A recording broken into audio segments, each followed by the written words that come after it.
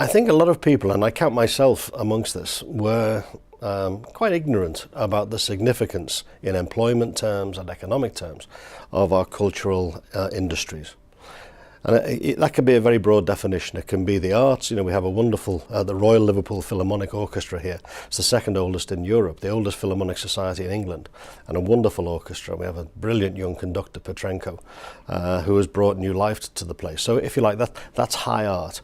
We also have our national museums and galleries. The collection of museums and art galleries in Liverpool is of national significance. It's on a par with the National Gallery in London, the National Gallery of Scotland. We're the only non-capital city in the UK to have a so-called national gallery, national collection.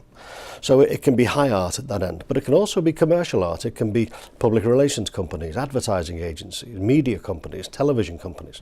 And we already had the infrastructure there. We already had the makings of a terrific TV industry in Liverpool.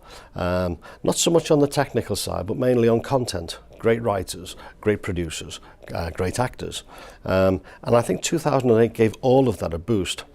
But more importantly, it made boring old conservative people like me look again at this as an area of growth.